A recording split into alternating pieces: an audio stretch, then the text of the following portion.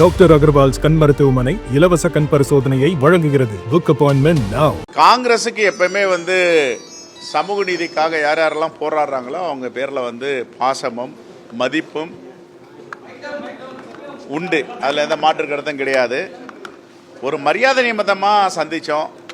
அவர் இதை மகிழ்ச்சியோடு பாராட்டி இருக்கணும். இதை அரசியலாக்குறது தான் மிகவும் வேதனையாக இருக்குது. எதுக்காக எப்படி அவர் பேசுகிறாரு? அவர் என்ன சொல்லணும்னா, தமிழ்நாட்டில் உள்ள தலைவர்கள்லாம் சமூக நீதி போராளி மருத்துவர் ஐயாவை சந்திக்க வேண்டும்னு தான் சொல்லுவார்னு எதிர்பார்த்தேன். ஆனால் எங்களை மாதிரி ஆட்கள் போய் பார்க்குறத போயிட்டு எதற்காக விமர்சனம் செய்கிறார், என்ன பாசன்றார்னா சங்கடமாக இருக்குது. எங்களுக்கெல்லாம் பெயரளவில் மட்டும் அன்புன்னு இல்லை, உண்மையான அன்பு மருத்துவர் ஐயா மேலே இருக்குது. அவர் காங்கிரஸ் பேரியக்கத்துடைய கூட்டணியில் இருந்திருக்கார். காங்கிரஸ் பேரியக்கத்துடைய கூட்டணியில் தான் அவருடைய மகனான அன்புமணி ராமதாஸ் அவர்களை மருத்துவ மக்கள் நல்வாழ்வுத்துறை அமைச்சராக ஆக்கியிருக்கார். ஒரு கேபினட் அமைச்சராக இருந்தவர். இப்படி பேசுவது அவர் மறுபரிசீலனை செய்யணும். எங்களுக்கு என்ன இருக்கும் சொல்லுங்கள் பார்ப்போம். மருத்துவர் ஐயாவை சந்தித்ததில் என்ன அரசியல் இருக்கும்? இப்போ இந்தியா கூட்டணி என்பது வலிமையாக இருக்குது. எங்கள் கூட்டணி என்பது இருக்கிறவங்க எங்களுக்கு ரொம்ப உறுதுணையாக இருக்காங்க. அடுத்த முறை கடந்த 2021 தேர்தலை விட 200 தொகுதிகள் பெற்று வெற்றி பெறுவதற்கான வாய்ப்பு இருக்குன்னு மக்கள் சொல்கிறாங்க. அப்படி இருக்கும்போது அரசியல் கணக்கோடவா போய் சந்திப்பாங்க? எல்லாமே அரசியல்னா அப்போ மனிதநேயம் எங்கே இருக்கும்? நட்புறவு எங்கே இருக்கும்? அப்படி நட்புறவை பற்றி மனிதநேயத்தை பற்றி தெரியாதவங்க இப்படி பேசலாமா? 2. மூன்றாவது, அவருக்கு தெரியுமான்னு தெரியல, அன்பு சகோதரர் அன்புமணி ராமதாஸ் அவர்களுக்கு மருத்துவர் ஐயாவோட தமிழ் பாதுகாப்பு இயக்கத்தில் பல முறை போராட்டங்களில் ஈடுபட்டு கைதாகியிருக்கும்.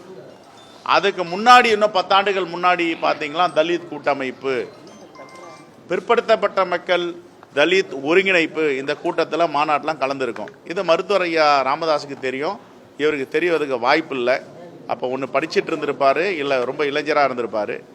ஆகவே மருத்துவர் ஐயாவை சந்தித்தது எல்லாமே மரியாதை நிமித்தமான சந்திப்பு தான். எந்த அரசியலும் கிடையாது. திமுகவுக்கு என்ன சூழ்ச்சி செய்ய வேண்டிய அவசியம் இருக்கு? திமுகவுக்கு சூழ்ச்சி செய்ய வேண்டிய அவசியம் என்ன இருக்கு சொல்லுங்க பார்ப்போம்.